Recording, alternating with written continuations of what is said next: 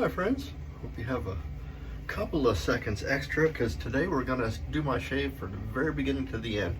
Usually when you see my shave videos, I've already got the lather done and I've already picked everything out. But today we're going to start kind of from the beginning. I've kind of decided our soap today is going to be a clown puke, which is bits and ends of soaps that I was almost finished with and just a little bit, so I mashed it into this bowl.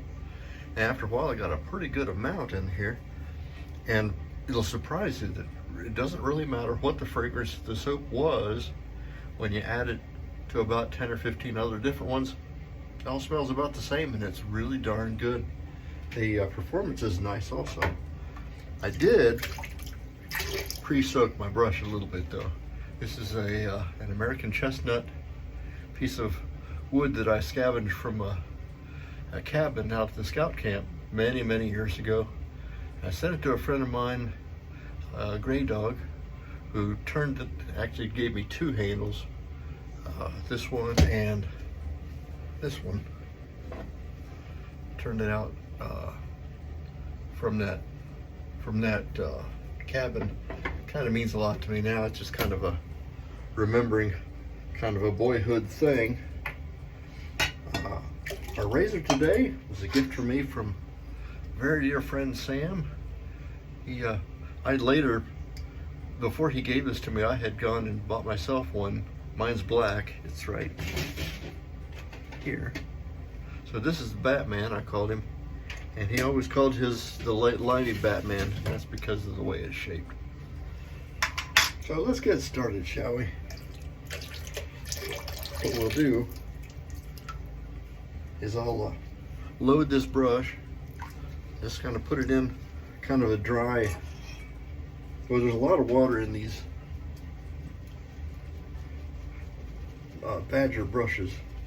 Hold on to a whole bunch of lather water even when you try to squeeze it out, and that's kind of what I'm banking on here, is that I'm squeezing it into the top here, loading the soap into it and letting it squeeze the extra water back into my lathering bowl. So we got about a tablespoon there, and the brush is fully loaded, so then I can go in and start swirling around, and if luck is with me, sometimes it is, most time it is, it'll start lathering real good, and that's exactly what we're getting. We're getting already a pretty decent lather.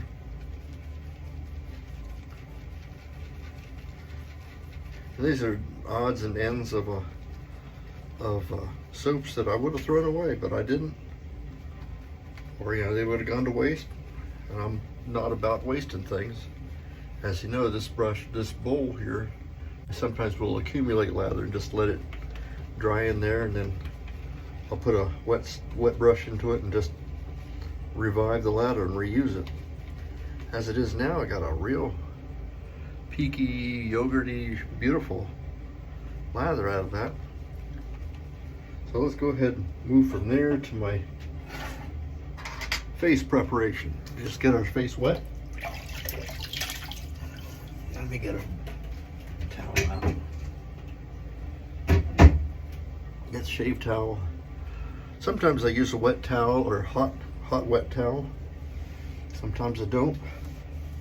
I think today I'm just gonna set that aside to clean up with.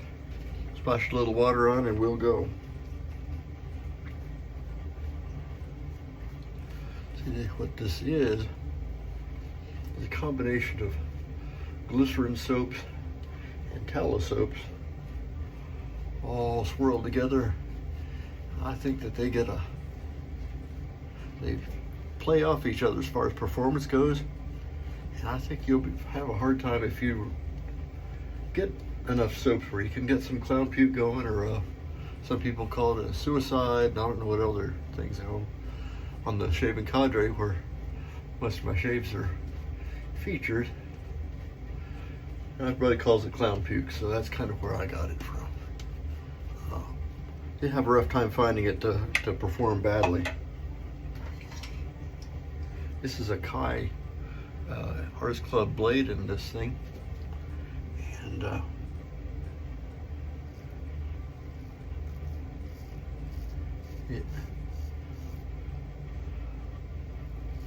it's a real performer. Very smooth, very mild, and just easy shave. You still gotta be careful. You gotta make sure that you don't get into a bad shape as far as the direction of the blade going on your face. You can still give yourself a pretty grievous wound with these things.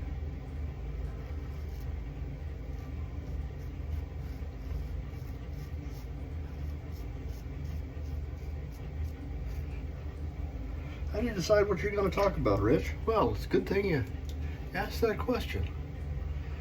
I have no idea.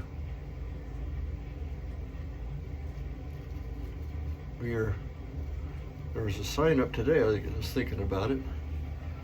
We had a sign up on the cadre about a Sunday Zoom call, which we do every other Sunday. Somebody posted a picture from the Phoenix Musical Instrument Library. Big old thing in the lobby. A giant bass fiddle, bass guitar, or bass fiddle, I guess, called the OctoBass. This thing is huge. My wife and I went to visit it a few years ago. The story came to mind when we were there. I almost got thrown out of there because when there was a volunteer kind of showed us around as we entered the place. And she was kind of showing us around to get us started.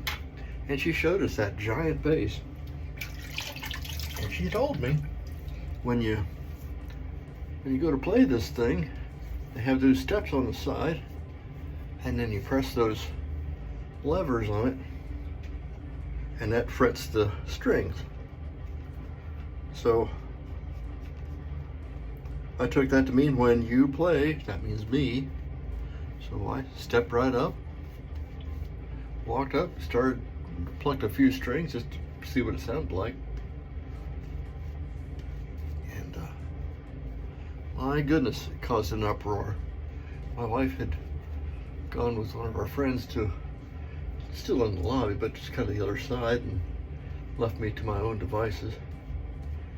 And the security guards come boiling out of the other hallways and stuff. Asked me politely what I was doing. Not really. They were pretty salty about it. And I kind of parroted back what the volunteer lady had said. Blinked a little like I had no idea what I was doing wrong, and I didn't think I had, because she, clear as day, told me that, you know, how to play the thing. And I was only doink, doink, doink. Pushed a lever, you know, see what it did. Well, about the point that I'll explain it myself, my wife happened to notice all the commotion I was causing. Came over to about the time they were threatening to haul me out of there. And well, she made me hold her hand the rest of the time to the museum. Husbands are a sorry lot. We can't get away with nothing.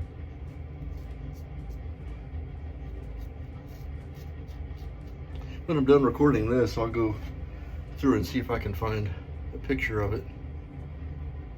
I don't know, there's a picture of me with the instrument, or just a picture of the instrument, but one that we took. It's a great big thing. And to be honest, it didn't sound all that great. It just sounded boom. It didn't even sound like a tone. It just sounded like the string was way too loose.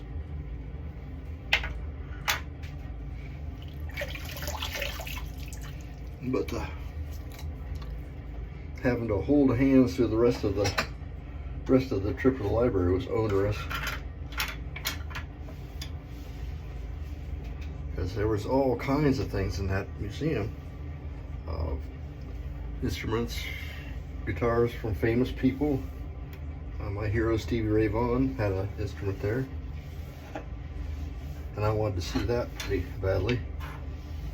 Wife unit was not interested, but I found it. Took a picture of it. Didn't get to be very close, so I did sneak away, and my wife wasn't looking. I reached out and touched it. Probably should have got thrown out again, but I was being spiteful, and I was still a bit irritated from having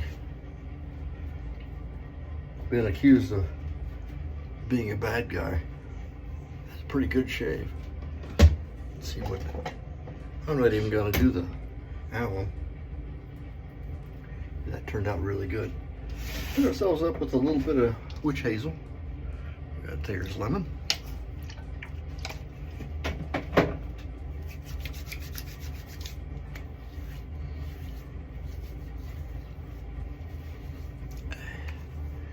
And we'll follow up with another very similar theme.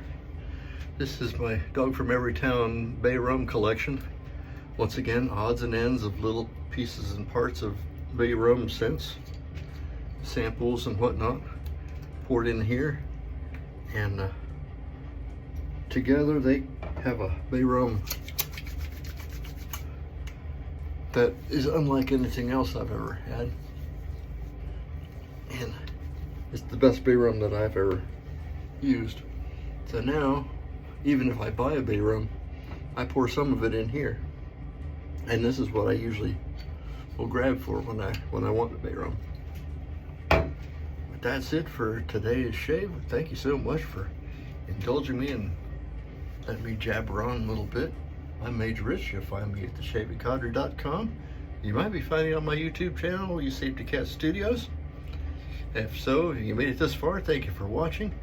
Leave a like if you like this kind of content. Subscribe if you're so inclined, and we'll see you next time. Bye-bye.